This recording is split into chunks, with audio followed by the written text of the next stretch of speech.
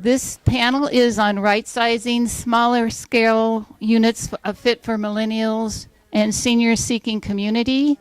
I'm Jeanette Wesley. I'm a member of the Ralston Creek Cohousing. We're a co-sponsor today of today's panel. Also, the Cohousing Association of the U.S. is another co-sponsor. We have a strong belief that cohousing is an idea that will bring people together in community to live in smaller personal spaces so that they can have ready access to a large common area. I just wanted to mention the Ralston Creek Cohousing community is built on a net zero concept, so we will not be using fossil fuels at all. We have a website and we have some literature on this table back here. Right now I want to introduce our moderator, Representative Brianna Titone. She was recently elected to House District 27 and has exhibited a strong commitment to getting things done in the legislature. She sponsored and co-sponsored bills to conserve water by encouraging the use of xeriscape in common areas, increase affordable housing, the tax credit, address the excessive rental application fees, and reestablish the Consumer Insurance Council. She has a strong scientific background with degrees in geology, physics, and geochemistry, and she has contributed numerous volunteer hours to her homeowners association, the Denver Botanic Gardens, and as a volunteer firefighter prior to coming to Colorado. Please help me welcome Brianna. Thank you, everybody. I'll try to be a little louder so you can hear me in the back. My name is Brianna Titone. I'm the representative in House District 27. For those of you not familiar with the district, it's the district that starts on the other side of Old Wadsworth and goes west and covers pretty much most of Arvada to the west of Wadsworth and Old Wadsworth. Well, thank you all for being here today. We have a great panel of experts here that we'll be talking with and having a chance to ask questions for. And let me just give you a little bit of introduction to our panelists. Looks like we're all here today now. We've got Bruce Drogsvold. Bruce has lived in Boulder since 1972. In 1991, Bruce started his real estate career, and Bruce's formula for success is genuinely listening to your clients' needs. What do they want? How can they get it? Bruce is the father of two. He has volunteered and participated with organizations such as the City of Boulder Open Space Advisory Committee, the Energy Smart Program, Shining Mountain Waldorf School, the Wilderness Society, and many more. He has been awarded the 5285-star Top Real Estate Agent Award in Denver Boulder area for 2013, 14, and 15. Please welcome Bruce.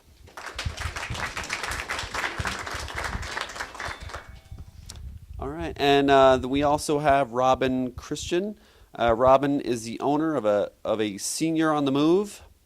Her company was born through Robin's love of being around people, wanting to help others, and wanting to make a difference in the lives of seniors and their families. Robin is an experienced project manager who helps people organize, sort, and downsize by preparing plans to fit the unique needs with each client. She's a member of the National Association of Move Managers, that's the NASMM, and the National Association of Professional Organizers, the NAPO, and she's also a certified senior advisor, CSA. Please welcome Robin. And last but not least, we have Susan Blankenship. Suzanne is the author of the book, How to Take Care of Old People Without Losing Your Marbles. I believe there were some back of the room for sale. Suzanne has 2 decades of experience caring for elderly parents. Now she shares what she's learned to help others identify resources, put together organized plans for each elder care scenario. She believes in advocacy, the importance of family, and the need to balance humor in life. The title of the book shows that. Please welcome Suzanne. So yeah, let's have a seat at the panel here, and we'll I'll get started with some questions for the panelists.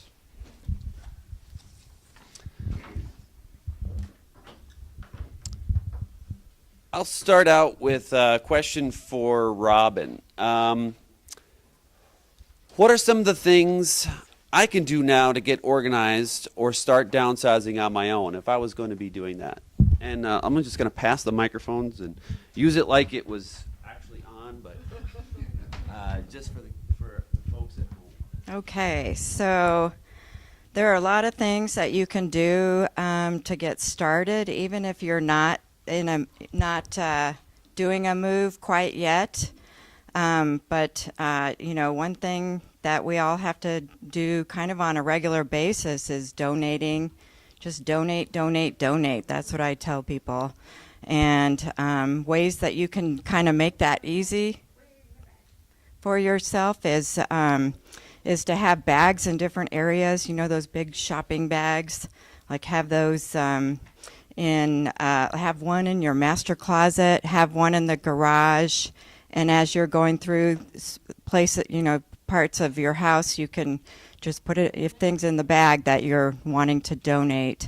I also tell people to just take a little bit at a time. So just one closet and one drawer. Take that junk drawer in the kitchen and empty it out onto the counter, and you would be surprised at how much you could get rid of. And let's see what else real quickly here. Do we have time limit or? Because I could talk a long time. You got some more time. Go ahead. Another idea is a lot of us have a lot of files, and we tend to, instead of going through our files, we tend to when the file cabinet gets full, we go out and buy another one, right?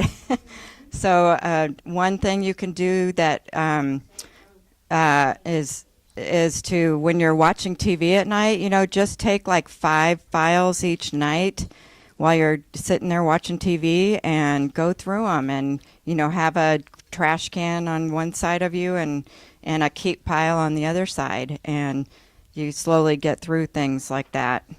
You can even do that with gift cards or not just files, letters, things like that you tend to keep just because you have the storage space in your home. So we tend to keep things rather than donating things. Okay, thank you. And there was a suggestion in the back that whoever's speaking stand up, so that way people in the back can see a little bit better about what's going on. So the next question will be for Bruce. Are we going to take questions at the end, or are we going to do them as we go? Oh, okay. Okay.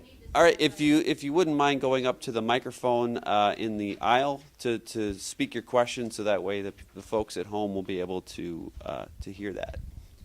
My question is, what do we do with the stuff that has value that we don't want to contribute to whatever we'd like to sell? How can we sell things that have, say, $25 more of value? Well, or 100. So actually, that's another question on the panel. Do you want me to answer that? Or wait? Well, we can come back to that one if you don't mind waiting just a couple more minutes until we get. So thank you. All right. So the next question I have is for Bruce. When you're looking to move, how do you know when the right time is? When do you know that? And what's a good signal for that? Okay. Good afternoon, everybody. So when's the right time to make a move? Well, obviously it does vary per people. At this stage in my career in real estate, I see it pretty often, and I welcome any questions that you have. So feel free. But I brought some notes, and what I hear sometimes is somebody says, I'm tired of mowing the lawn, taking care of everything, the house is too big, the kids are gone, and I just feel like I'm a slave to my big old house. And I want to downsize, I want to right size, or I want to change things up. And they think about these things for a while, and then one day they decide, I'm making my move. So I think it's worth thinking about for a while and making sure what you want to do. A lot of times it's like, well, what are you going to do? So I don't know. It's like, why don't you figure that out and then come back and we'll talk about it. Does that make sense? And so it's like, take your time, and when the time is right, you know where you're going to go. You got to know where you're going to go once you're leaving someplace. And so that's what they do. There's some interesting recent report out. It came out of the United Kingdom that indicate moves made by older people are not intentional. They're forced or crisis moves. And I find that really interesting. We pay a lot of attention to the first-time home buyers who, we've got mortgage programs for them. We got government education programs for first-time home buyers about how to buy your first house. But we don't have anything for people with their maybe last time buy of their house. And so that's a real missing piece of the puzzle. And people don't, so there's a lot of people that kind of, where are you going to go? You can't make a mistake on that last round, So I found that pretty amazing. You're not buying a house, you're buying a lifestyle, if that makes sense. So I think this is a problem, and it's not getting a lot of attention, although there's, it's on the radar at this point. And so I often hear about people and talk from folks wondering what they're going to do, how much they will need to live on, and where they're going to live. And oftentimes that future doesn't look that rosy. It's a real, a difficult thing to figure out. And so these people there needs to be more thought into put appropriate housing for older, retired people, because not everybody wants to live in a retirement complex. Does anybody have any question about that? Does this work? No. Okay. Okay, but it's fun to have it there. Well, you touched on it a little bit. So what about at the other end? If you're a younger family, maybe you're a young professional or you have kids, how do you figure out what's the right size to move up into and not get carried away? Oh, great question. Because at Ralston Creek, we've been talking to families about that. What's the right size? Do you really need to go big? Well, what's the, on the other end, for young people anticipating maybe their first time buying a house, how do they figure that part out? Is that accurate? I think it is. So here's an interesting thing. Millennials, there's a much taller climb for millennials. The economic structure, the shift of wealth in our society, it's all over there. And a lot of people can't afford to get a down payment. A young family starting out, millennials just don't think they're ever going to be able to buy a home. A good 40% of them just don't see that in their future. And they're a little discouraged, or kind of wondering, what's the world coming to? And so there is a general tendency towards, well, in Boulder County where I'm from, let me just give you an example. You got some of these subdivisions that have 10,000 square foot houses. Well, those are really hard to sell now because we don't know what energy prices are going to do. We don't know, how much things are going to cost to take care of a big house like that these days, going into the future.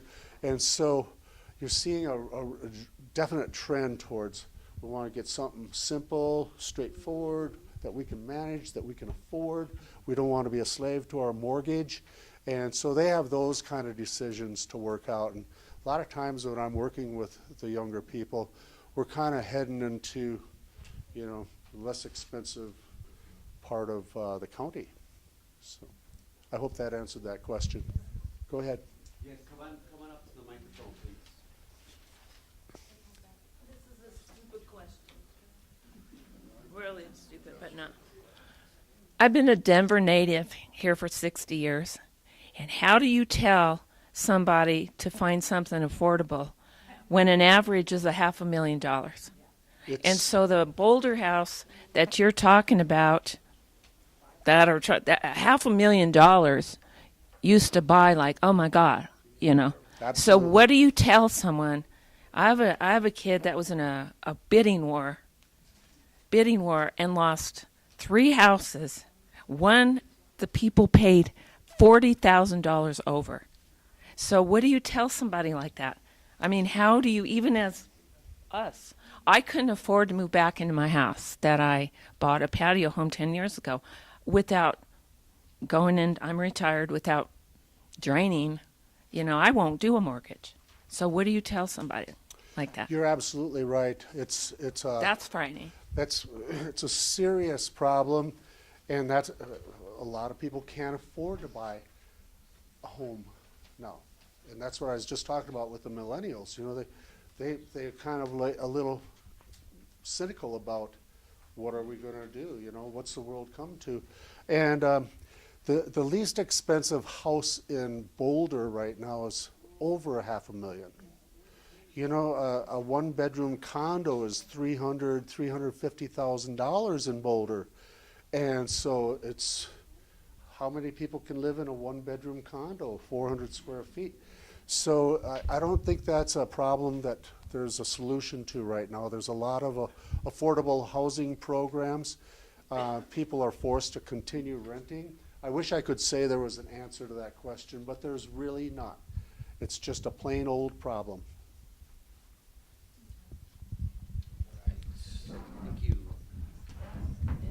Okay, so our next question is going to be for Suzanne, and you know, say I'm getting ready to move, and you know, how do I share all of those stories and emotions with my family from my decades of treasures that I have? If I'm going to move on, what do I do in that case? We all have a lot of treasures, don't we? Sometimes I call it rubble, but often I like to call it treasures. You know, the thing is that the reason that I'd like to start with a story about this is that I was a few years ago at a neighbor's home, and she had just passed away, and her children were we were all gathered there, and her children were looking into this cabinet. It was a glass-fronted cabinet, as I'm sure a lot of you either have or have seen. And this cabinet was just full of treasures. And the daughters were looking in there, and I said, oh my goodness, tell me about those treasures. Tell me what about this or that. And they couldn't tell me. And they had this very sad look in their eyes. And they said, you know what? Mom passed and we never asked. We don't have any idea, but we know everything in this cabinet is a treasure. And to me, that was a huge, huge neon sign that I needed to start doing something. And I'm in the second decade of care of my mother and father-in-law. And one of the things that I learned along the way was, how do you share those stories? And a lot of times, something that we think is a treasure, you know, our family and our kids, they don't know. And so I sat down with my mom and I said, tell me about some of this stuff. And one of the things that I learned was there's a vase that I grew up with. I had no idea what it was. And it was a wedding present that my mom and dad had gotten in World War II when there really weren't any presents to be given. Another thing was a little salt and pepper shaker that I guarantee you I would have tossed, but I didn't know. But it was a souvenir that my parents had gotten on their trip after my dad was discharged from the Army. And it was a special set that my mom had always kept because it reminded her of that trip. And that's what I would encourage you to do, is to talk to your kids, or if you are an adult child, talk to your elders and say, what does this mean to you? Tell me about the story. And then what I did was I got some of those clear adhesive labels from Office Max, and I put them on the bottom after I summarize the story. So you can do that with photographs. You can do that with knickknacks. You can do it with, let's say it's a quilt that grandma made, and you want to tell them that this is important. This is just something I bought at Bed Bath & Beyond. This is something that means something. Well, get a sticker and put it on the container, that storage container that you've got that in. So it's really about sharing the stories. This is an incredible opportunity for you to share stories and to pass that wisdom and that information on. You know, so much of our lives, of our own lives, has been passed down generation to generation. And you wouldn't know that unless someone had told that to you. So I encourage you to look through things and go over them and talk about the stories behind them, because somebody may not want that salt and pepper shaker until you tell them what in the world you were doing when you got that. So that's what I would recommend. Thank you. If you have any questions, please go up to the microphone and ask your question.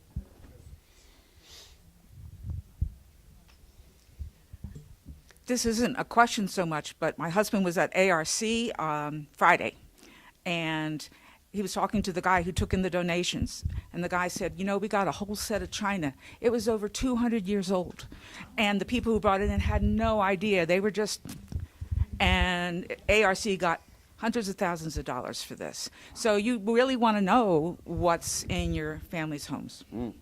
That's a great point. You know, one of the things that I wanted to say about those kind of things like the china, a lot of people will say these days, you know, my kids don't want my china. My kids don't want my silver. My kids don't want all these glasses. And my mother had a set of glassware for every occasion. I mean, red, green, yellow, blue, you name it. We had it set up for every occasion. And I can only handle so many of those different colors.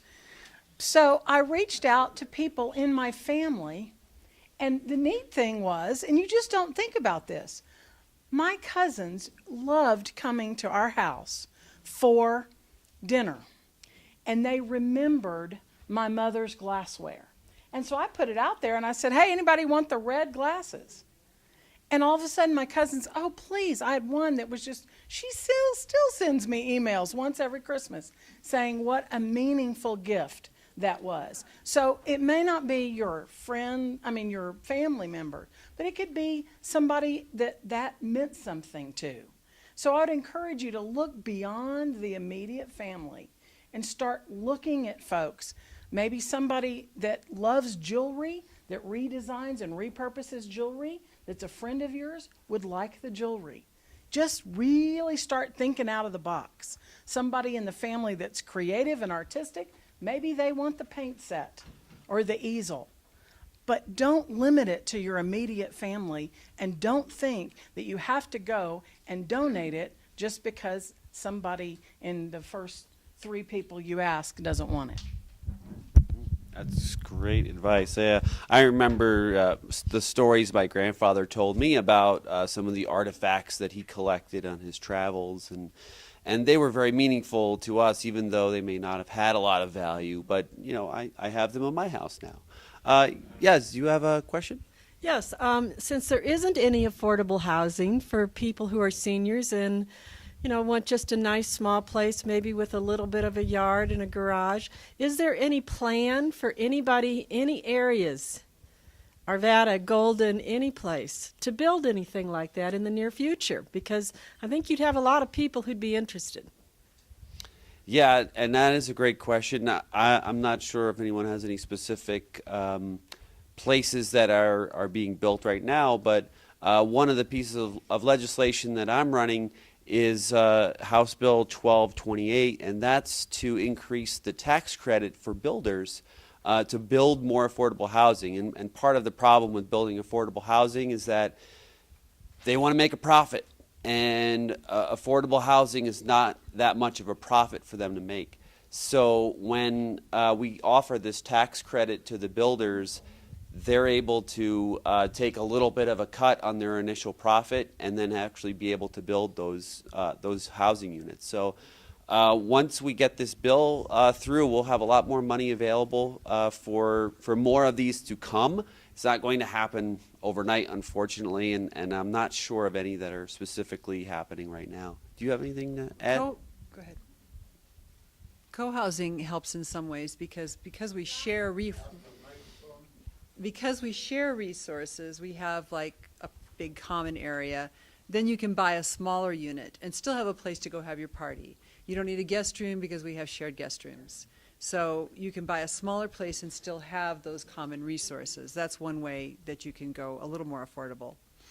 So for those in the back who may not have heard, co-housing is one of those options that gives people some flexibility that they can have guest housing without actually having that as part of what they have to own. So it's a good way of having a flexible solution.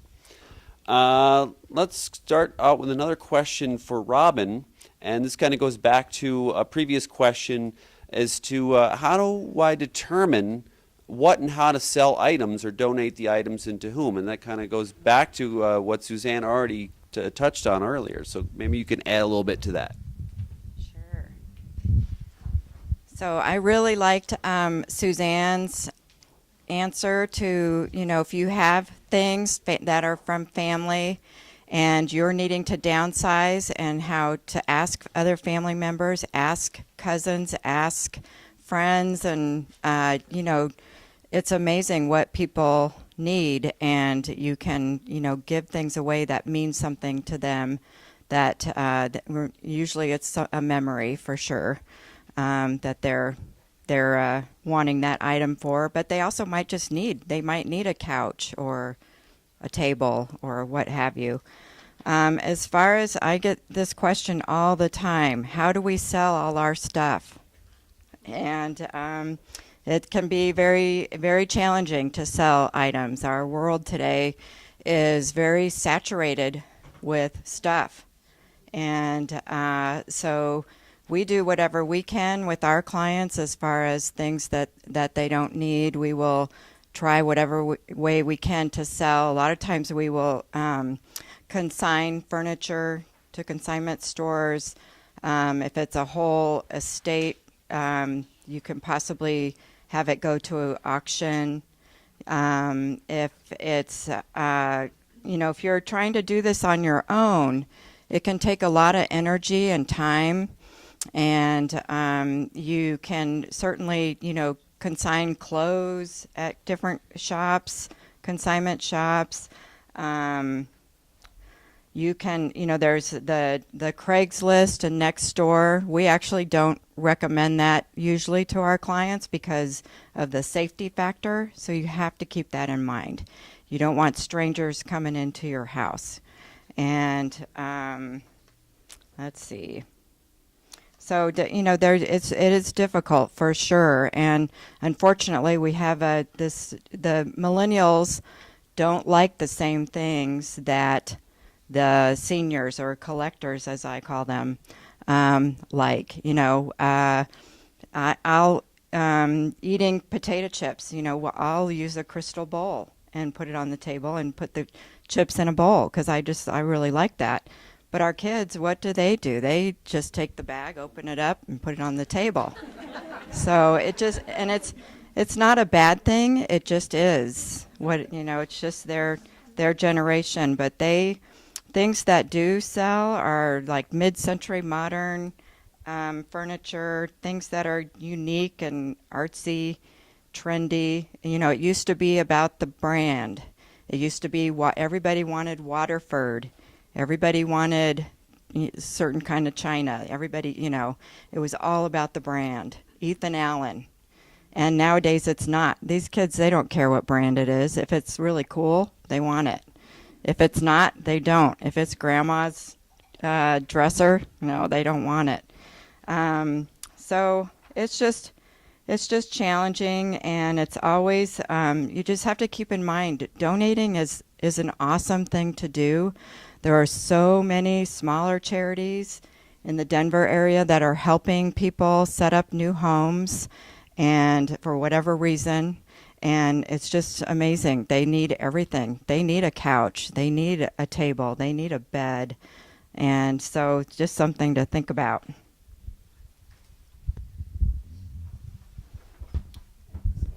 Yeah, come up with a question, please. Thank you. First of all, I want to thank all the panelists for being here today. Really useful information. Thank you.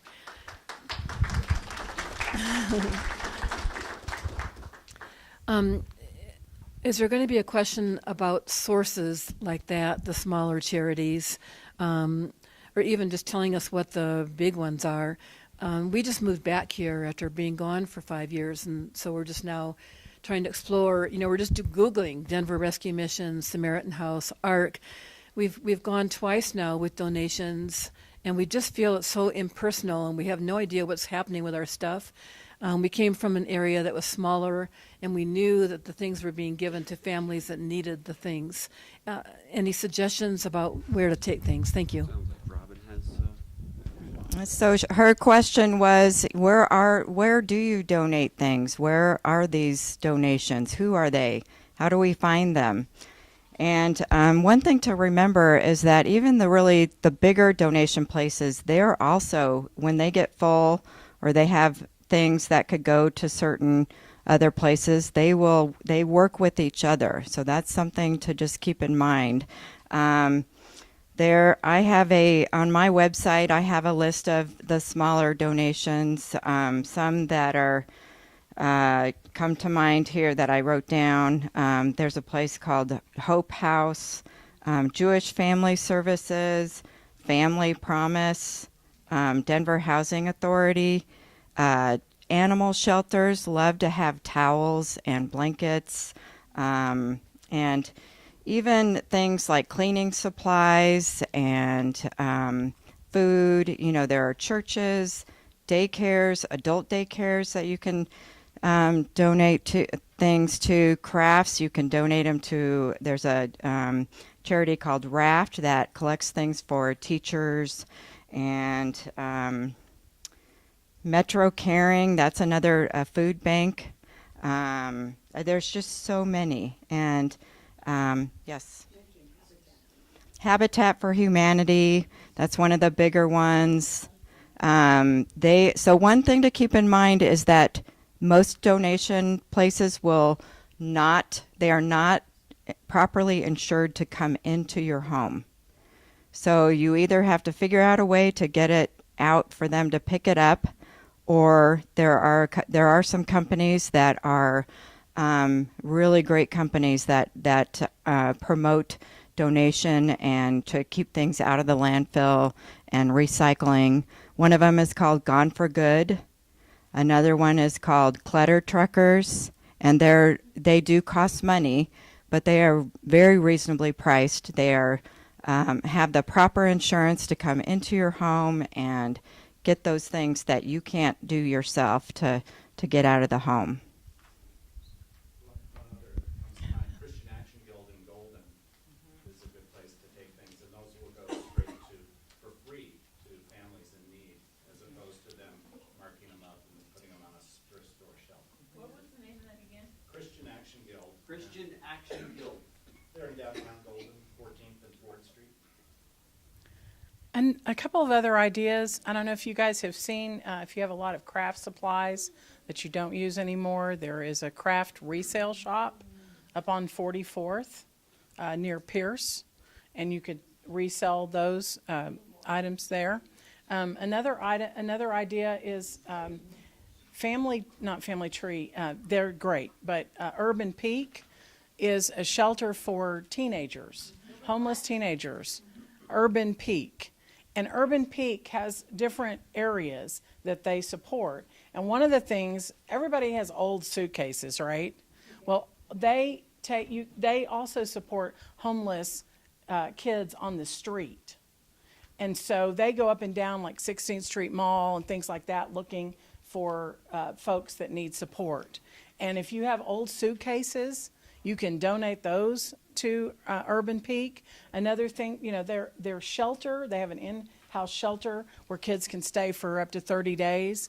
And they always need sheets and towels and shampoo and little bitty shampoos and things that you may have, little soaps, stuff like that. Another idea would be vintage clothing stores. There are not a lot of them, but there are a few. And so if you have some funky clothes that might be fun to donate to, or to go to a consignment that's a vintage clothing. There's also historical societies. If you have something really neat that a historical society might want, that's another option. Teachers in schools. Marianne over here is our adopted grandma, and she has lots of travel brochures and things like that. And you can donate that to schools, because if they're studying a particular area, a particular subject, that might be something that they could use, as well as office supplies. Schools and all kinds of places, including any kind of charitable organization, can always take those 5 billion paper clips that you might have sitting around, along with the rubber bands. So, yeah. Great suggestions. Thank you. Yes, please. Which question do you have? Yeah, it's not a question. It's an idea for people who have things that are really meaningful to them and nobody wants them. I went through that, and it's really heartbreaking. But I wish I had seen this before I gave everything away, because I was getting a table from Habitat for Humanity. It wasn't quite ready to get it yet because I didn't know the size, and I started to walk away and I saw a yellow piece of paper out of a tablet with something written on it, and I stopped to look, and the family that had donated that wrote the story of that table and said it had been all over the world. It had been so well taken care of, and had been in Japan for 15 years, and they really hoped somebody who would love it would take care of it. Well, you know what happened after that. So think about doing that for your things. You know, if you have something you're going to give away that means a lot to you, give it away with the story. Yeah, well, thank you for that suggestion. And, you know, everyone's house ends up turning into a bit of a museum for your family. So there's a lot of stories involved. And as to like a vintage shop, there's one in Golden that I know of called La Chic on South Golden Road, and they sell a lot of things dating back to the 1800s there. Dennis. We talked about locations where you can donate things. We talked about way out there and way over there and way down there. Right across the street.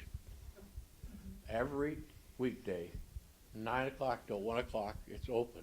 If you ever drive by there during that period of time, you wonder about those tables sitting out front that have food stacked on.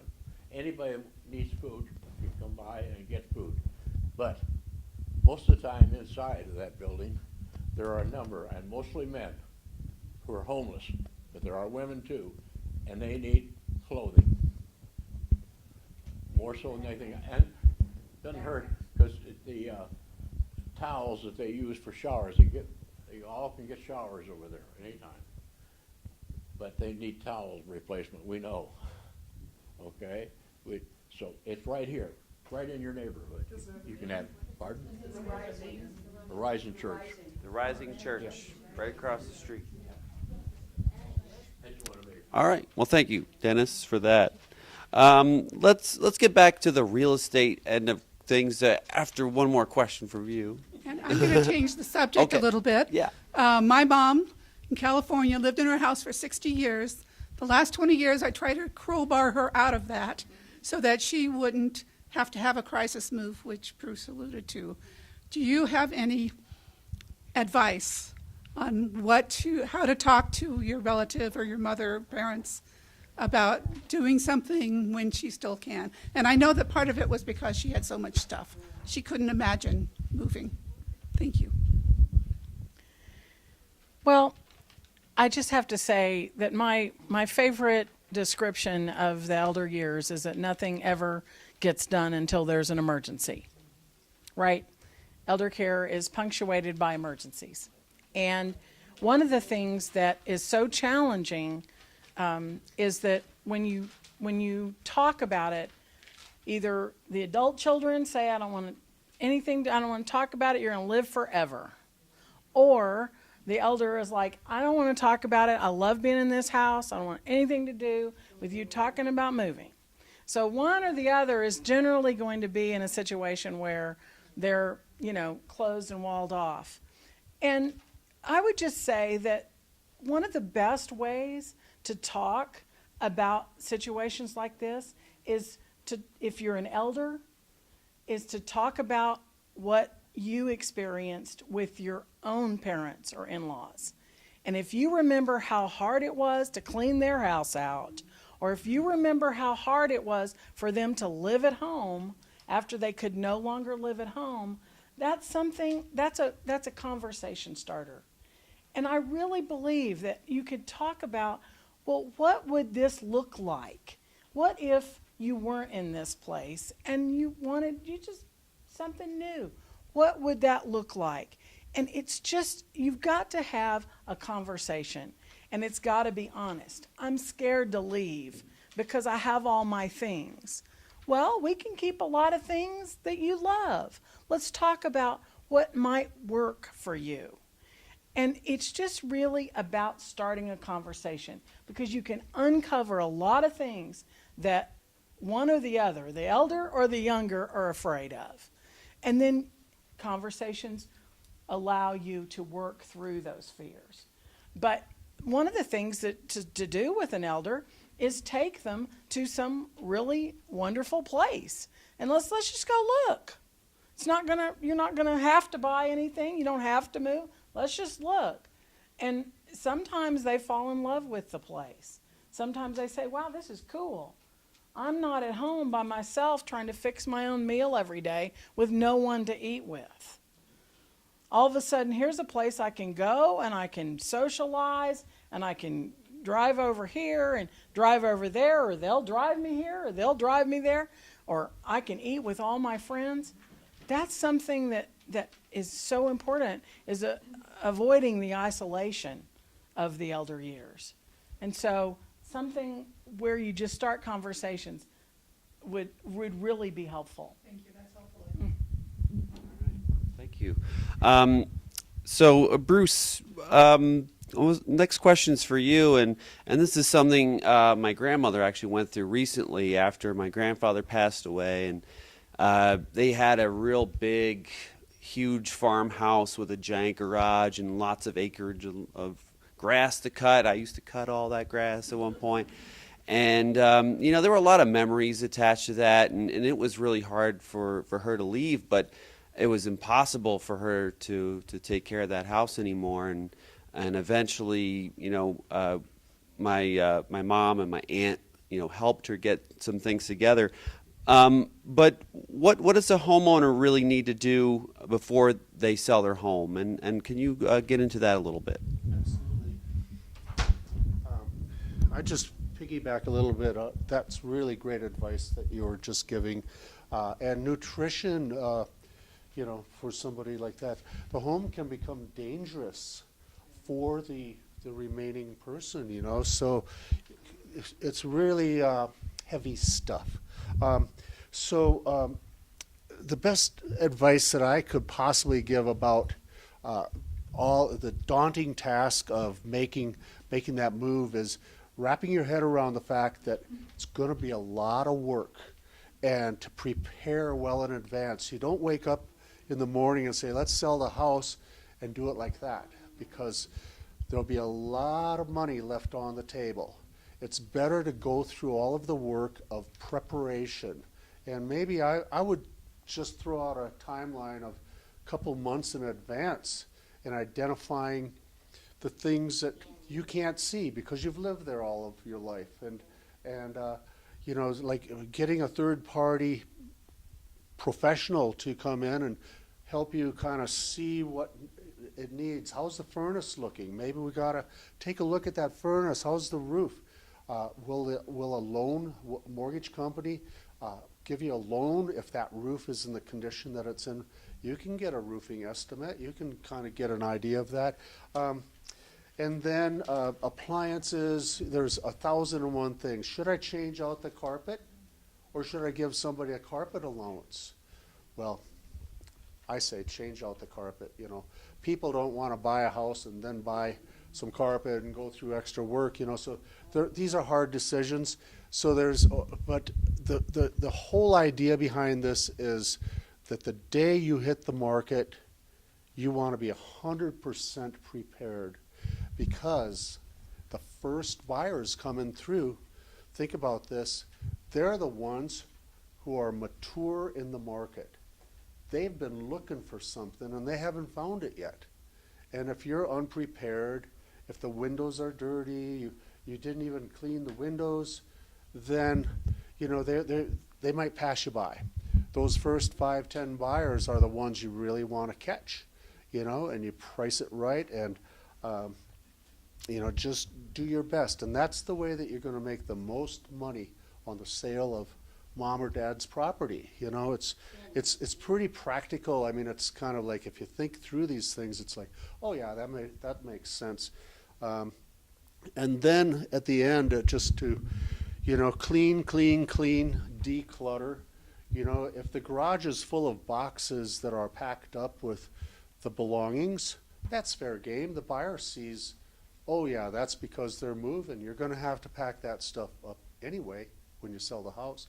And then just washing the windows is, that's so huge, because you got to think of the buyers. And by the way, I brought a stack of flyers, just some thoughts in my preparation for our meeting today here, that you're welcome to have, anybody who wants one that might help.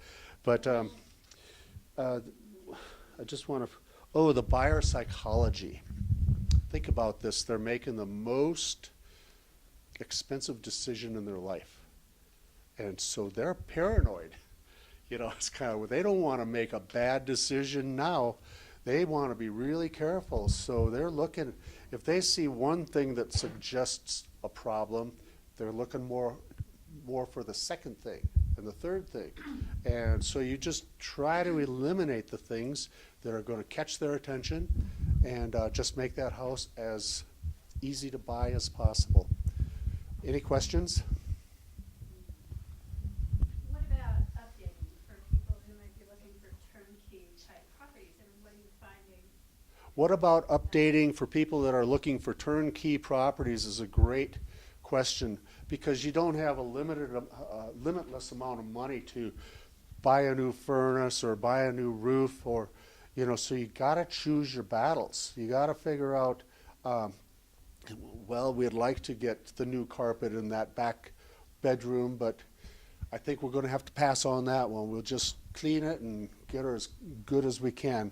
You can't do it all. So that's a pretty difficult part to kind of figure out, which battles that you're going to choose. So you can only do your best.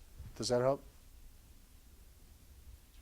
I guess I'm thinking in terms of, if you've got a much older home that's been lived in for a long time, there's bathrooms, kitchens. Are buyers looking to buy something that's completely upgraded, or are they looking, are they coming in willing to update those things themselves? If you got an older home and the bathrooms need upgrading, and all of the infrastructure, you're going to miss certain buyers. That some buyers are looking for the turnkey situation.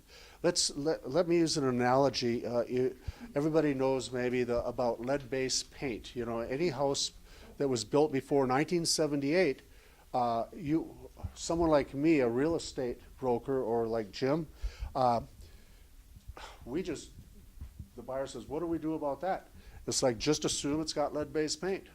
And if you can't handle that, then you got to buy something that was built after 1978. So you lose certain buyers based on certain does that make sense? Okay. There was another question on here. I was thinking about, no one here is speaking about people who are in reverse mortgages. You think about, okay, do I have to let them know 6 months in advance that I move into a downsized home and selling things, Reverse mortgages, and I guess you're talking to somebody who I kind of never liked the idea of reverse mortgages, although I've seen situations where they're appropriate. Just mom and dad put their heart and soul into their place for 50 years, and now it's time to let a bank own it and they'll get their money, you know, and it's just, but people talk me down out of the tree about it. They say that reverse mortgages are valuable in certain circumstances. I think when you're looking at mortgage products, you just kind of want to be educated and find out what your options are. Can I comment on that? Please. Yeah. His question was really about selling a house, not getting a reverse mortgage, right? It's like any other mortgage. It's paid off at closing. You don't need to tell them until, you know, you're under contract and you ask for a payoff. Yeah, it's just like any other mortgage when you're selling. Whether, you know, if you're considering staying in place and aging in place, as they call it, reverse mortgage can be a good idea. And I have mortgage lenders who specialize in that who can answer all your questions. I did want to comment on, I don't know if it was you, somebody here asked about how can you afford to buy a downsized home. Those of you who have lived in a home for a long time, your home is worth a lot more than you paid for it. And I've been selling homes to people who've been leaving the metropolitan area. And if that's an option for you, consider this. If you have a house that you probably own free and clear because you've lived in it for over 30 years, and it's worth $300,000-$400,000, please don't sell it to the first buyer that comes along or to We Buy Ugly Houses, because the only reason somebody's going to offer you cash for a house without putting it on the market is because they can flip it and get $100,000 more for it. The whole reason I started advertising on page 3 of Primetime for Seniors was because We Buy Ugly Houses is on the bottom of page 1. And I just don't want seniors to fall for that, because those people are doing it because they're going to buy your home for less than it's worth so they can flip it.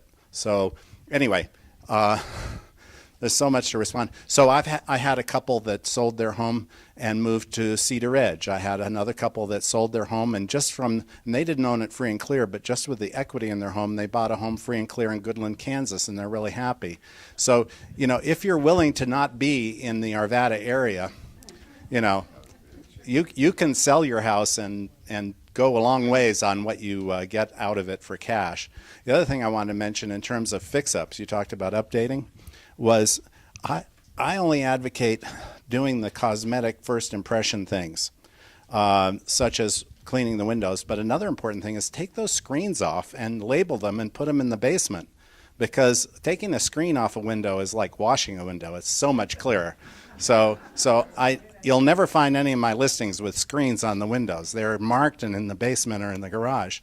And but then there are other things. Updating, you never get back the money you spend on a new kitchen or new bathroom. Studies that we've both read from NAR all show that no improvement you make gives you 100% of your money back. So why go through the brain damage of upgrading your kitchen? Upgrade your kitchen 10 years before you want to sell it so that you enjoy it. And then you'll get back 70% of what you spent on it. But don't upgrade it now to sell it and get 70% back on what you paid for it. So also, I just want to say that you can sell a house as is in that regard. I have a listing that's open right now. If you hurry, you can get to the open house. It's not my listing. It's one of my colleagues. But it's at 62nd Place in Yukon, less than a mile from here. And it's listed at $375. We already got a full price offer on it. No upgrading at all. Linoleum floor with some damage in the kitchen. The screens are removed. The windows are clean. But no improvements, no upgrades at all. Vinyl counters, tops, Formica. You don't need to spend anything in this market. You just need to make sure you don't overprice it and have it sit on the market. Because if you price it right, there are people here who will buy it as is. So don't over-improve. I have so much more to say, but my columns in the Denver Post are all archived at jimsmithcolumns.com. Does anyone here read them? Oh, wow. I'm impressed. Go to jimsmithcolumns.com. You'll see lots of advice. It's not enough time in the whole day for me to go over it. Thank you, Jim. That was great. So I'd like to move back a little bit. Okay. But it's still about the sales. So my mom and my aunt both had no trouble really in deciding to sell and to downsize, and they took their time about it, and they downsized slowly, and then eventually they sold their houses, and it wasn't really hard at all. And I'm not quite sure how that happens, because we've talked about the crisis moves, like my other aunt, who fell and had to leave. And she was at a point where she had one of those buttons, and she still laid there for 72 hours because she forgot that she had a button and didn't press it. So, you know, we got her out of there. But so what's the difference? How do you reach the one that my mom and my aunt that did it slowly and were happy and downsized to a place they liked and got rid of their stuff, and it was so, I mean, it wasn't painless because it's hard to move all that stuff, but it was so much more painless. How do you get there? Does anyone want to take that question?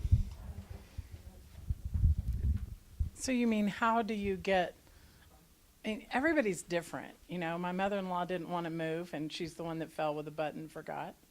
And my mother said, you know, I'm ready to move. So, I mean, it just is different for each individual person. A lot of people are very adamant that they want to age in place, and that works for a lot of people. There are as many solutions in the elder years as there are people in the elder years. And you cannot put a cookie cutter answer on everybody. You just can't. One of the things that that's why you have to have the conversations. That's why you have to talk about what it is you want. What do you see for yourself? When you say, when you need care, Mom, if you need care, you know, nobody except for my Aunt Rosie and in the movies passes away in their lazy boy. You know, they go to sleep and they don't wake up the next morning. We all hope we do that, but really the movies and my Aunt Rosie are the only people that I've ever known to do that. So most of us are going to need care. So the question is, what happens, Mom, when you need care? Do you see somebody coming in? Do you see somebody, do you want a roommate? Do you want Aunt Rosie to move in with you? You know, what do you do when you need care? Do you want to move near me? Do you want to move near one of my siblings? You know, it's really about what their vision is. It's also about the budget. Most people forget that if you want to know who's going to pay for your long-term care, the best option really is to pick up a mirror and look in it, because that's who's paying for your long-term care. A lot of people say, oh, Medicare is going to pay for that. They don't pay for long-term care. So really you need to sit down. In the conversation, it needs to be about finances. What monies do you have? What liabilities do you have? What assets do you have? Maybe your home is your biggest asset. Maybe you have land to sell in order to have some liquidity to move to a different place. But these conversations need to be about finances. They need to be about your vision for care. They need to be about location, location, location.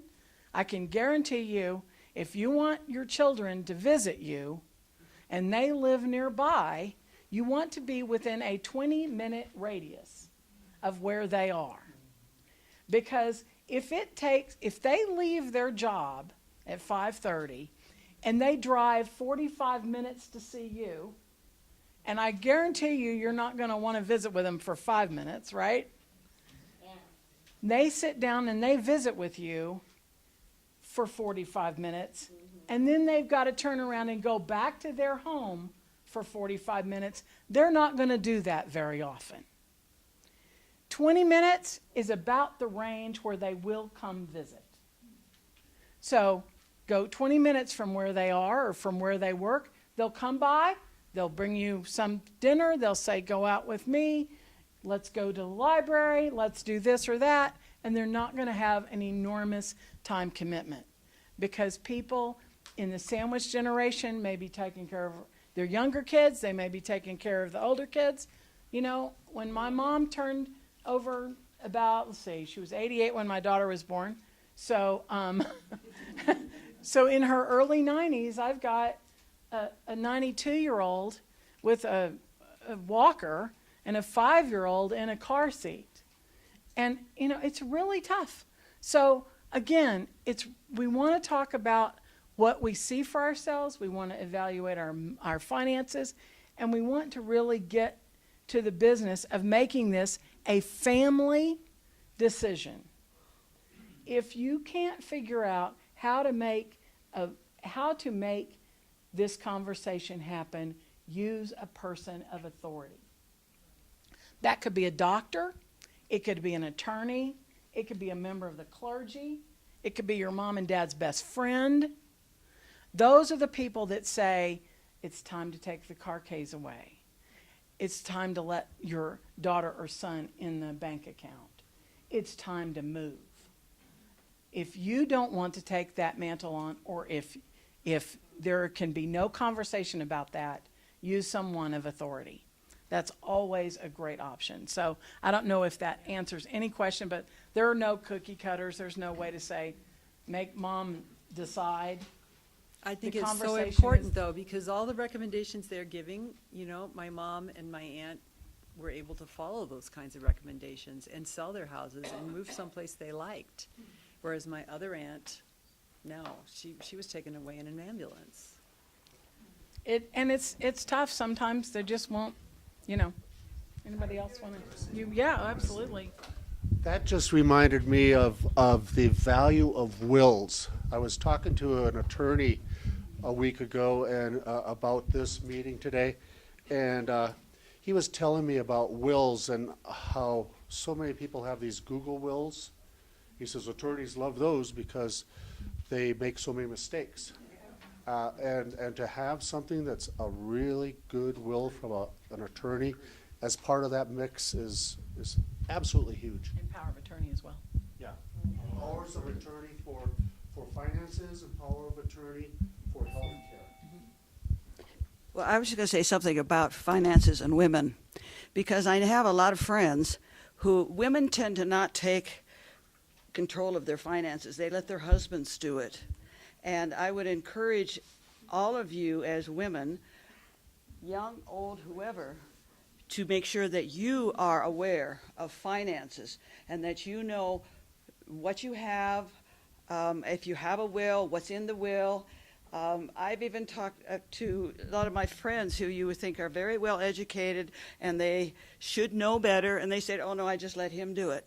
Well, then something happens to him, and then you are left with this burden of having to deal with your husband or your partner, whoever is gone, and then I don't know how to do all of these kinds of things. So, you know, my husband and I have been very fortunate. We share everything. You know, he doesn't do anything that I don't know, and I don't do anything that he doesn't know in terms of finances or whatever. So I just encourage women. Let's see, I've been a feminist since I was born, I guess, so I've been trying to encourage women to take control of their lives and to make sure that they know what they have and how to deal with it. Excellent. So these are all really good advice for everybody, and I just have one thing to say. You know, you are all able people right now, and it is good to think about what will my future include. What can I do now to prepare for that? Because you need to be prepared. You can't just assume it's going to work out okay, because what happens is if something crisis mode, somebody else is going to make those decisions for you. So if you want to make those decisions on what you want your life to be like or where you want to live, you know, go out there and check out communities. Go out and you know, ask people about questions about how they like this place or that place, or, you know, make a list of all the things you want to have, you know, in the future. So just, you know, think about that. Yeah, it's a question. Go ahead.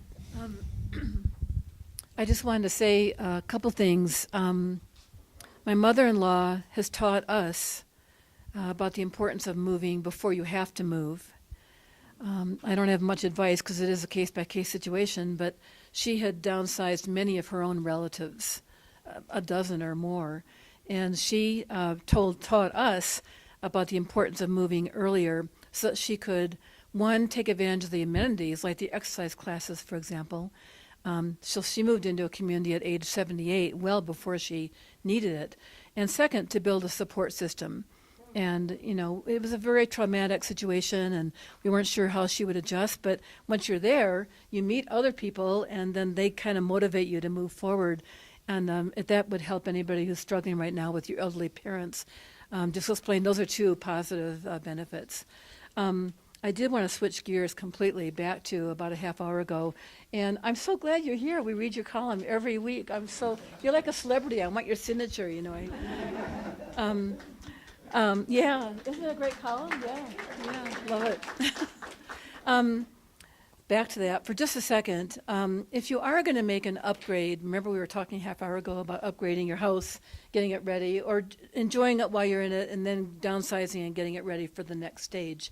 If you are going to do some significant things like roofs, do you pay cash for that, or do you get out a home equity loan for that? Is there any guideline on that? Thank you. Maybe Dave and Jim, whoever. Thank you. So how do you pay for your upgrades? Sometimes you can't, and basically, I think I need to hear the question one more time. Oh. So I hone in on a little better. When people make upgrades to homes before they leave them, as they're downsizing, getting ready for the next phase, are they paying cash for that, or are they taking out a home equity loan to cover the cost? Both, or let's say you don't know if your roof is in good shape, so you have a roofing guy come out and he says you don't have 5 years effective life left on your roof, and you've got hail damage, so you might want to find out if insurance is going to pay for your hail damage. So you'd be paying the deductible on that, and maybe you just have to make a concession. In this, with a buyer, the buyer gets a concession for a new roof, and I call it ghost money. It's the money you don't see coming and going in a transaction. You're going to sell it as is, and you sell it, and it worked out just fine. You'll never know what you could have sold it for if you hadn't had to negotiate a lot of the problems of the sales. So it's just, you can only do what you can do according to your own abilities. And so every house is different, every seller is different, and so that's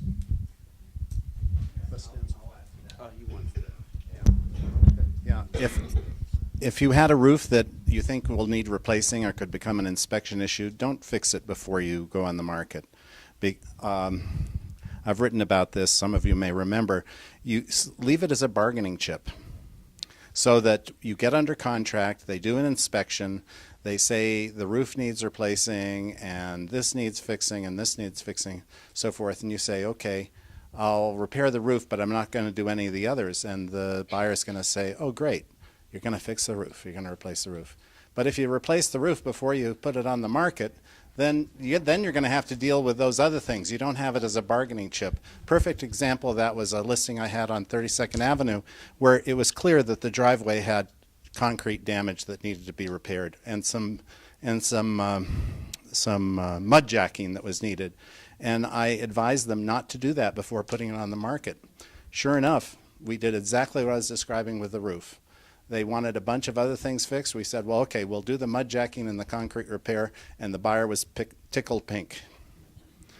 And so, as you said, every case is different, and what you really want to do is to get him or me in there to give you advice. But don't feel you need to fix everything that you know is wrong. I had another case where we knew it needed radon. I have a radon monitor that I lend to sellers. They knew in advance, wow, radon's like 13 or 14, way above the 4.4 that is an action level. So we knew it was going to be an inspection issue.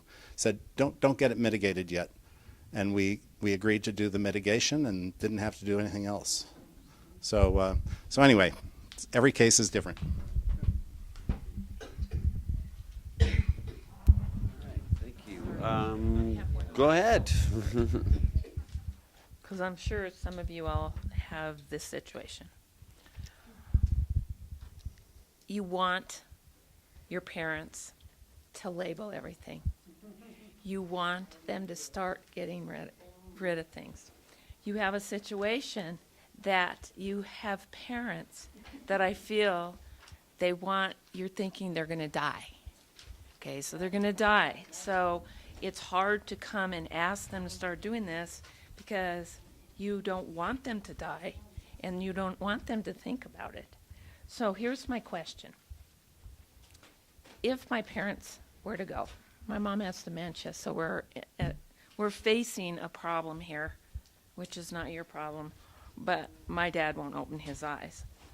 So if you have a client that you have to get rid of, that you have kids or people that want to get rid of this house, whether they need the money to take care of them for the rest of their life, but they've got a house that needs a bomb to clean it. Are there companies out there like Pods? There are companies where you can just bring a pod in and put everything in the pod for a realtor to sell? For a realtor to sell, that's different. No, I mean, so a realtor can, yeah, but I mean, there are pod companies. That sounds like a real I estate, really want to know, but but that's what I'm estate talking sale about. type of thing. For preparing a house, like you. Yeah, there's two kinds of possessions, the kinds you want to take and the kinds you don't want to take. Right. If you're going to take them anyway and but it's cluttering up your house, but Yes. you've got to take these things, a pod's a perfect solution because the way pods work is that you fill it up in your driveway, take your time, lock it up, and then they come and take that and put it in some storage place. And then when you know where you're moving, they deliver it there and you unpack it. So great way to declutter a house for selling purposes. But if you want to get rid of stuff that you don't want to take with you to your new residence, wherever it is and whatever it is, you want to hire an estate sale company or borrow our truck and take it to the dump or to Goodwill. Yeah. Would you recommend a pod over a storage unit or both? Well, if you're moving and you're taking the stuff with you. No, like let's say you're not. Yeah, Oh, whatever. It doesn't matter. Yeah, Whether you're if moving you or whatever. because You the just wanna pods get are rid only of if you're moving, but a Okay. storage unit is good if you aren't moving and just want to declutter it for some reason. So, and there are many storage places will give you the first month free. I know with Cube Storage in Golden, I use them all the time. First month free, and you don't sign a contract. You stay for 1 month or 2 months, and you got the first month free. So that's been a really good deal for a lot of my clients. When you have a pod, would they allow you to go into the pod to clean it, or You mean if you want to access your property while it's in storage? To clean. No. So you want to use the pod for stuff that you know you're moving and won't need until you get to where you're moving to. Another question. It's real estate. I should wait till after this. Are pools hard to get rid of? Swimming pools? Yeah, boy. It may be a positive in California, but here it's a negative. I had a house, my own house. We bought it because it had an indoor pool. It had it had a 3-car tandem garage, and the third space was taken up by this exercise pool, a treadmill pool, endless pool they call it. Great for exercise, and it didn't have the heavy chlorine that the Golden Community Center had. So I bought the house so that my wife could do her water aerobics without being in that heavy chlorine. But when it came time to sell the house, boy, was it a negative. And I ended up selling that pool and actually trucked it up in one of our own trucks to the buyer in Idaho. He gave me $500 more to take it to Idaho for him, so we made a little field trip out of it with my wife and me. But we had to sell that indoor pool, which fortunately could be disassembled. It's not like an in-ground pool. But yeah, pools are they don't add value to a house in Colorado. That's what I Would thought. you agree? It makes it harder to sell. That's what I thought. And by the way, I want to tell you, I read your column all the time. Oh, thank you. And there's a lot of people, I just want to give you a compliment. There's a lot of people that everybody knows that are realtors, but you're very smart. Well, and thank your you. columns teach you. Yeah. So I just want you to know that. Yeah. You Well, know the area, I can tell, and yeah, you're really smart on the things that I you live say. by. You've helped me. Thank you. I live by an expression that I saw on my sister's refrigerator 30 years ago, and it was attributed to Confucius. Said, "Concentrate on giving, and the getting will take care of itself." If you Google that expression, as I did not too long ago, you'll see the only time it comes up is Jim Smith saying he Googled, and Confucius didn't say that. But it is a motto that I've been living by, and the column is all about giving. I give information, and then you decide to sell your house, and I make money. But I don't worry about you coming to me later. I just like to give and give. It works. Another thing you said, I read Thank you. not too long ago, it's better to do stuff than to have stuff. Yeah, well, that was Deb's. Deb, where's Deb? Yeah, Deb Neely. She said that. It's a great motto. Yeah, it's better to. Yeah, right, exactly. Thank you, Deb. Okay. I just wanted to make a comment on an experience that I had with my neighbor. She was in her late 80s, and she was diagnosed with Parkinson's, and so we helped her move. She'd lived there 45 years. She had a lot of really beautiful things. She traveled all over the world. And so 2 things I learned from that was if you sign up for senior housing, you never know when that's going to happen. Month, it can happen in 6 months. But if you get on a waiting list, you have to be prepared to move fast. And so this came up, and we had to move fairly fast on it. And I called an estate company to do an estate sale. And it was such a shock to me the way the whole thing turned out, because they charge you quite a bit for doing an estate sale. And what they do is then they have cleanup crews that come in after you have your estate sale. Whatever's left, the cleanup crew comes in, and they just bring a pod, and they dump everything in the pod. And you don't have, well, we didn't have the opportunity. We didn't ask. It just never occurred to me that everything that wasn't sold would just be dumped in a pod and taken care of by the cleaning people, essentially. And I think they probably have a shop where they took the leftovers and sold the leftovers. And she had lots of, like 25 linen tablecloths, beautiful tablecloths. Well, the buyers that came in, we had to do it pretty fast. The buyers that came in didn't buy everything, especially things like that, which nowadays they hardly use linen tablecloths. But all of that went in the pod at night after the sale. And so don't be too eager. If you're going to sign up for senior housing, be sure that you're prepared to move in a hurry if you need to. Number one. Number two, be very, very careful with an estate sale situation where maybe you should say, I'll take responsibility for everything that isn't sold. I don't know if you can do that. I don't know how that really works, but. Okay, yeah, that sounds like good advice.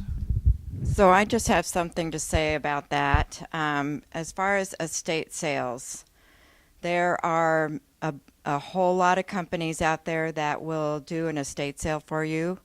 One thing you want to make sure they have insurance, liability insurance, because they are in your home. You want to check their references. You want to make sure they're on the up and up, because anybody can say, oh, I'll do an estate sale. And you also want to find out what their fees are. What are they going to charge you for? Many of them will take, 45% of whatever they sell. They will, they are going to be hiring people to work the sale. So they're going to charge you for that, because they need to make, they're looking to make money. They're going to hire somebody to put it all in a dumpster after the sale, after they sell everything. What do you do with the rest of the items? You can take control of all these, how your stuff is. being sold, and how do you want to sell it? So estate sales are not what they used to be. All right. Yeah, go ahead, Suzanne. I just wanted to remind everybody about the photographs. How many photographs do you think we collectively have? A whole lot of them, and not all of them are on our iPhone anymore. They are now, but a lot of them are sitting in our basement or they're sitting in a box. And one of the things that I think is so important for the elders is to get the photographs out and write who's in there on the back of the photographs. Because just like that cabinet with all the heirlooms in it, your kids are gonna get a box one day of photographs and they're not gonna know who in the world's in it. And so the other thing is, if there's some wonderful photographs of your friends, let's say you go to, you went to Las Vegas with some friends and they took some pictures. Well, write a note and attach that note to the photograph and send it to your friends in Las Vegas and say, oh my goodness, I loved this trip with you. I had so much fun and I'm thinking of you. All the photographs we say, oh, well, that's a great thing, this stack of photographs. But there's so many things that we could do with those photographs. Maybe you want to use those photographs in something that you're going to prepare for your grandchildren that has stories associated with it. They're not just photographs to be put in a box somewhere. If they have a memory attached to them, write that on the photograph. But photographs are a cool thing, and they don't just need to sit in the basement. But I guarantee you, if they're sitting in the basement, they're either going to get wet because the basement gets flooded, or they're going to get tossed because everybody in your family has absolutely no idea who's in the photograph. So just a thought about photographs. And that's a good point. And, you're not going to sell those, but those have a lot of value to family members. So it's good to reach out to as many people as you can for those. I wanted to make one more comment, which is we've really focused on how hard this is, but I've been downsizing. I moved recently. I've moved to a smaller place. I've gotten rid of file cabinets. I've gotten rid of bookshelves. I still have 2 big closets worth of stuff to organize and get rid of. I've done a lot of scanning. But I have to say that I feel liberated from that stuff. And it feels great. I'm taking a page out of my mom and my aunt's books, and it feels great. I'm going to get rid of more stuff yet, and I don't feel bad at all. I feel great about it. And some people do feel great about it, and some people have a really hard time getting rid of stuff. So how do you help someone if you're the child of someone elderly who's moving? How do you help them get into something else? But let's I was just going to say about photographs. Does anybody know about this wonderful machine at Target? There's a wonderful machine at Target because we've got photographs by the gazillions, and that's one of the things we've been dealing with. And so they have this wonderful machine at Target. You can take if they're on a hard copy, which we all had before we got digital cameras, and you can take them and put them in this machine, and it puts them on a disc. And it's wonderful, and it's only $4 for like 100 pictures. Ooh. And you got to sort them out so you know which ones you want to keep, and you got to be ready because it goes kind of fast. But you put these pictures in there, and it goes, and it comes out with a disc. And so you just can take all of those hard copies and you can just throw them away.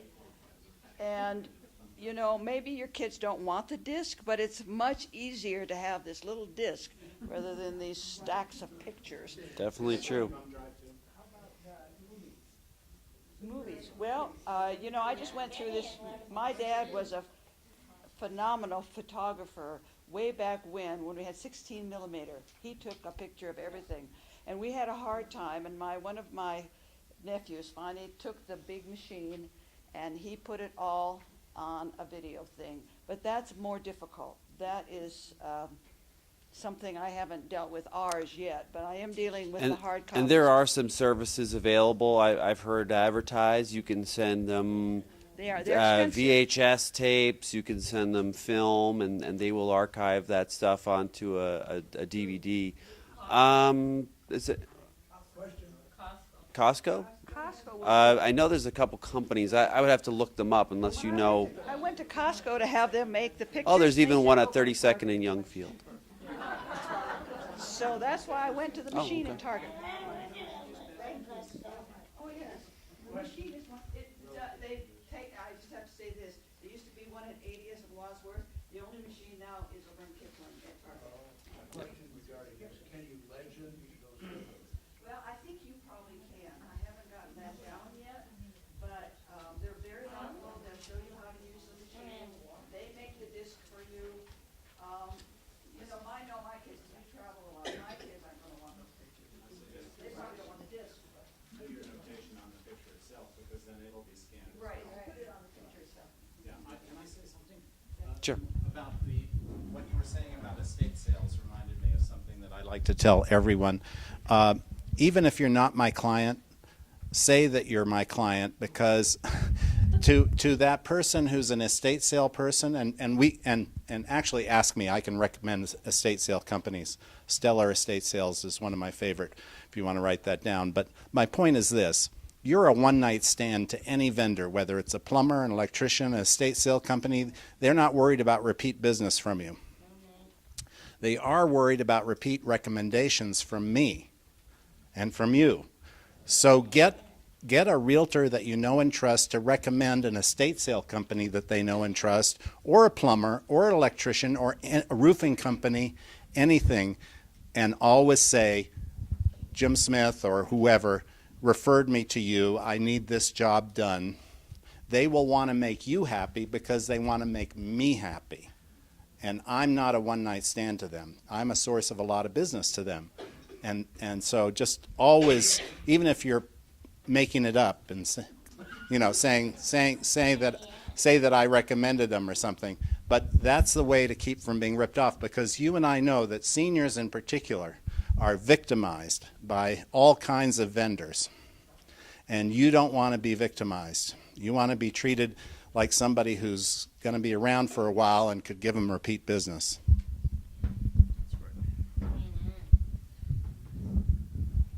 All right, thanks for that. So Suzanne, back to the question I was having. When somebody has a difficult time parting with their things, what's a good way to motivate them to do that? Conversations, yes, you're right. My mother would say, pick up a piece of pie and let's talk about it. So that's always a good option. But, truthfully, one way to start the conversation is to pick up something and say, Mom, tell me about this. And when did you get it?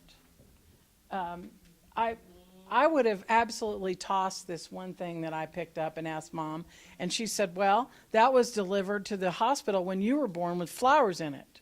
I thought, well, then I'm not throwing that away. But, if how to get your kids listen, then, but one of the things, you'd probably throw this away, wouldn't you? You probably would throw it away. No, not my book. This is valuable. But you could say, you'd probably throw this away, but did you know that there were flowers in it when you were born? Things like, did you know that these old glasses were your great-grandmother's glasses? Or just pick up something. Dad, did Grandpa give you this? When did you get this? I've seen it up on that shelf for the last 30 years or 500 years or whatever, and tell me about that. Because everybody wants to tell a story. Everybody has stories. And your treasures are your treasures because you treasure them. And if you want someone to know what that story is, pick it up and tell them. And if they don't want to listen, then, you can't make somebody listen, but you know them well enough to know what kinds of things are important to them. And just start the conversation with something that you know will strike a chord with them. You know, my brother, for example, could give two hoots about the vase that my parents got, but my mom knew I would care about that. But she had another thing that she might say to my brother, like maybe some little guns that he played with when he was a little kid or something like that. I have kids who are out of state. And I would love to share some of the stories. I have a number of my grandparents' things. And how do I best relay those stories to them on a more permanent basis? My daughter has suggested that I write memoir. Well, I don't have time to write memoir at this point. But how would you suggest I share those stories out of state? You know, I would do selfies. Oh, good thought. These kids, millennials, they're going to love selfies. Okay. So I'd do a selfie and I'd say, here is this, and this is the story. And then send them the selfie. Cool. Good. You know, because you have to talk to people in the way, in the form that they're going to be able to hear it. So when we're talking to our elders, we need to talk to our elders in ways that they're going to hear us. And we talk to the kids in the way that they're going to hear us. So I'd do a little podcast, or get on your computer, turn on the camera, and start talking, and send them a story once a week. This is Grandma's Saturday Scoop. And just, this week's Saturday Scoop is about this photograph, or it's about my hutch, or it's about Grandpa's welding equipment, or whatever it is. If you have an opportunity to, maybe you write them a letter, mail them. Everybody loves to get mail. I mean, whoever gets any good mail anymore? You know, if it's kids, put chocolate in there with it, right? But just find ways that you can connect with your kids, with your elders, and their stories. Because it's those stories, it's those treasures that are going to be lost when that day comes and that person is no longer here to give you the story.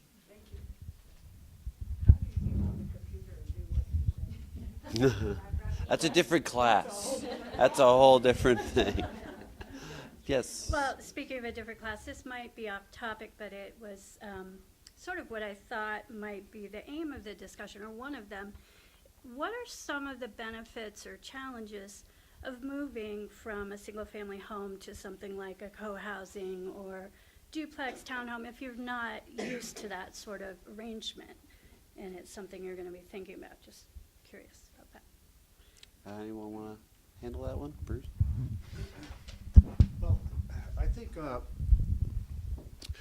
2 years ago I sold 3 co-housing properties, and it was quite a experience, to kind of learn what co-housing was from the realtor point of view.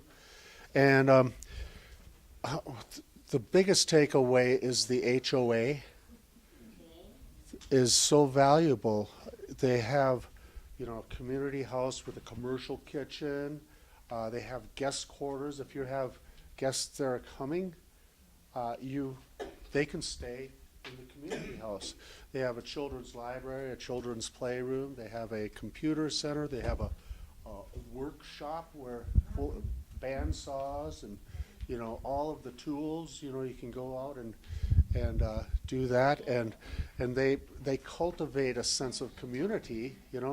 And I was just thinking, most HOAs don't have this kind of value. When you're paying for this co-housing thing, HOA fees, you're really getting something in return. So that was my takeaway. And the houses that I was selling, they were fair market value, multiple offers, and they were, so I didn't know going in how it was going to be to sell one of these things. Go ahead, please.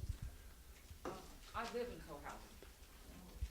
And not every co-housing has all those things you just said. Okay. But One of the things they do have is shared meals. So they have different number of them depending upon what the community is. But generally once a week, there's going to be a time when people are going to get together and eat. So if you are tired of eating alone forever and ever, there's going to be a time where you're going to get together. We had 2 babies born to our community since August of 17, and but most of us are older. And people take care of these babies. They say, leave it with me, you know? So they have all these grandparents, you know, available to them all the time. So those are some of the advantages of co-housing. Thanks for adding that, because that was the other part of it, was the cultivating that sense of community. You know, sometimes you wonder how, you know, somebody's living in their house and they don't see other people, they don't know their neighbors. And in the co-housing community, there's this whole sense of working together and having that community. There was all kinds of activities. They had people wanted to volunteer to keep the landscaping really nice. You know, I was just extremely impressed with how that worked and how valuable that will be moving forward in the future with kind of who knows what's going to happen next. So I have a question for Robin, and you know, say I'm going to move into a smaller space, and I've got a lot of stuff. Do you have any suggestions on how to organize and to live in that smaller space? I mean, I've got a lot of kitchen gadgets. Maybe that's something you could talk a little bit about too. Yes, I can. So, yeah, so if you're deciding to move to a smaller space, and I just kind of tried to come up with some ideas that I really like and that work really well. So the very biggest thing is you want to purge and you want to figure out what you have to organize before you go shopping. We tend to want to go shopping and buy all the cute bins and all the fun accessories that you can organize with, even if we don't know if we're going to need them or not. So that's probably the biggest mistake that I see. So you probably have a lot of bins that you went out and already did that before the last time you were going to try to organize. And so utilize those bins this time. But some ideas as far as living with a small space is, you know, closets. It might make sense to take the doors off, and that way it opens up the space. You can use the closet as a desk area instead of a closet. Shelving and bookcases are great for storage. You can even divide a room with a bookcase. So that, you know, shelving, you want to utilize the walls. Anything like outdoor equipment, bicycles can be hung on the walls. Just try to kind of think creatively. One of the things, if you're downsizing and you want to take furniture that has drawers and ways to store things versus like a sofa table, which is just a table and it doesn't provide much storage. So you wouldn't want to necessarily bring that piece of furniture. If you are thinking about buying new furniture, like a new bed, they have beds with drawers underneath that are awesome, or a bookcase as a headboard. You know, try to think that way to store things. A couple of my very favorite accessories is like the behind the door shoe holders. Have you seen those where they're plastic and they're not just for shoes? You can actually use them to like in a hall closet for mittens and dog paraphernalia like leashes and hats and mittens. I guess I already said that. Or if you have kids, they're great for doing sorting out toys or Legos, like putting a different color Lego in each one. Crafts, they're great for that. Cleaning supplies, put it on the back of a door, a laundry room door, whatever, what have you, and put your cleaning supplies in the different pockets. And let's see, car organization, putting it on the back of a car seat or the seat of your car, and you have the little, behind the driver's seat. Let's see, magazine holders. Those containers that are meant to hold magazines.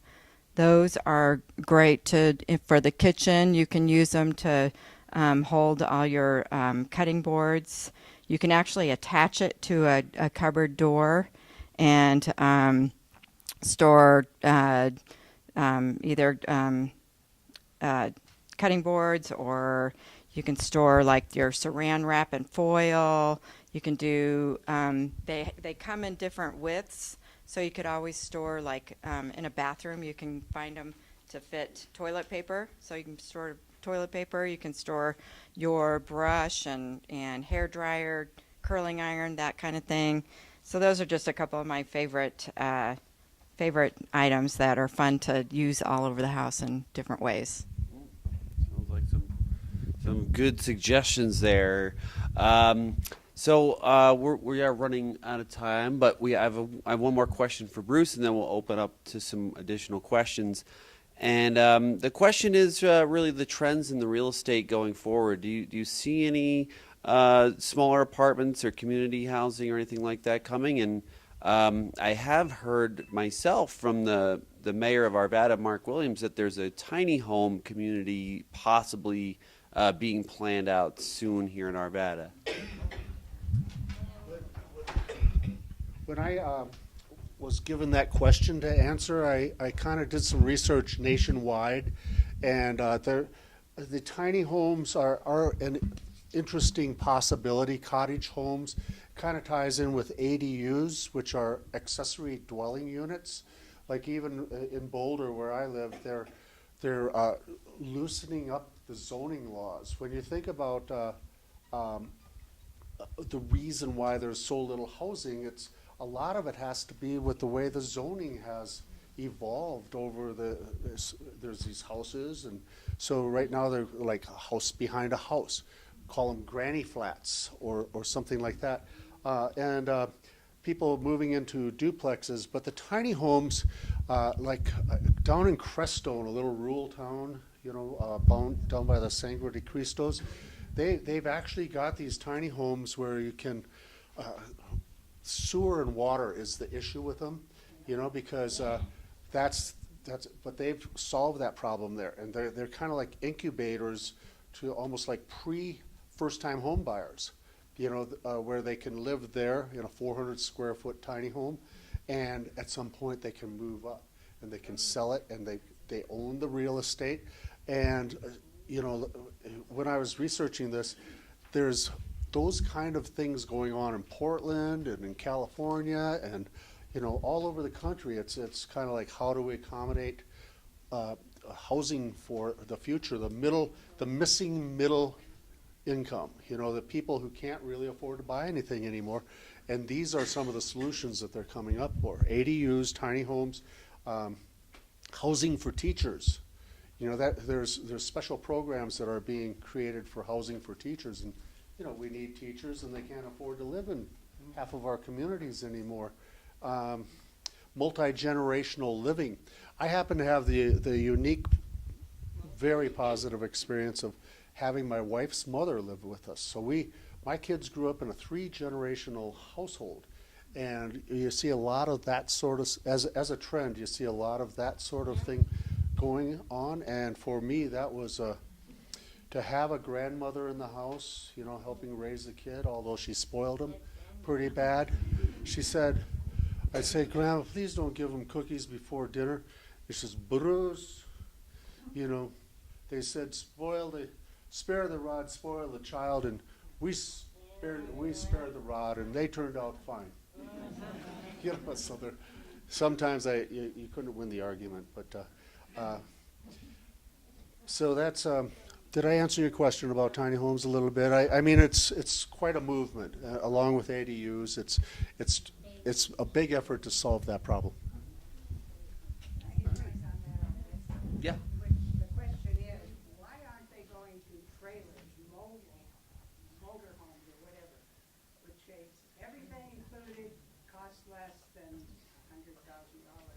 $100,000? You mean like the mobile homes that or are you talking about motor homes with the ones you drive? Stay where they are located. The prefabricated trailer homes? I mean, they can put in so many of those for so much less, I don't understand. They can, and maybe Bruce, you have any information about why they've kind of gone out? Well, I asked that same question because I think that's really a great solution. And the building codes, the federal standards for the new trailer homes are, the insulation's got to be really good. So it sure seems like a overlooked possibility. We got the tiny homes and the duplexes and co-housing, and that is, it's like, what a great additional solution to that problem. All right. Yeah. Okay. Yeah. I have a friend that's building a tiny home, and he just feels, I'll try. I have a friend that's building a tiny home, and he just feels like it's a great creative outlet because you get to design it yourself. There's a company here in Denver that provides a framework, so all you have to do is, put up the sides, and you can raise the roof, or it's just a creative outlet for some people, I think. If you get a tiny home as your first home, do you build equity? Can you resell it? Well, that's in general. Haven't seen that it's possible. I mean, a lot of places you can't build a tiny home community. So when I was referring to Crestone, they've kind of solved that, and I guess my answer is I think so. I guess I don't really know how the equity is working there, but it's providing a valuable asset to that community. Yeah, I mean, we've got a great foot in the door. They're like incubator homes for people to jump into having a place to raise their kids, and so I wish I could come back and be able to answer that question, because the person who I was talking to, that would be a great question to ask them. Yeah, I think the tiny home movement is still kind of getting going, and I think we'll learn a little bit more about that as we get going. I know Denver has tiny homes kind of coming up as well. To get the tiny home experience, you can go to Lions. They have actually a resort. Oh. Tiny home resort. So there's a tiny home resort in Lyons. And there's different styles, different sizes. And there is a tiny home show that comes to Denver every once in a while. If you're curious about looking at those and seeing what kind of options they have, I think that might be coming up soon, but maybe just past. I don't know. I can't remember. So does anyone else have any other questions? We still have a few more minutes.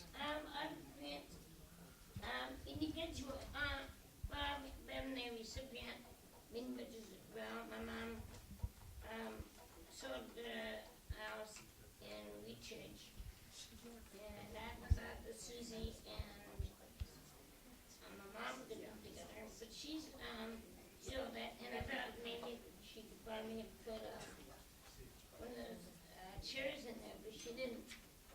So she owned it, and then my mom and I did the condo, the plaza.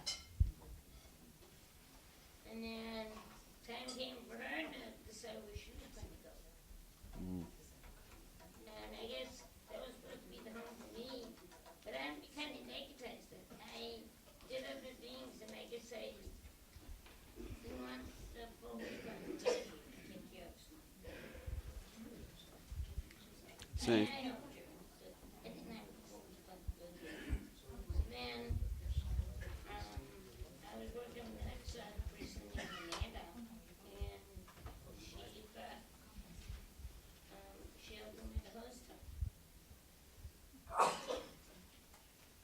repeat that?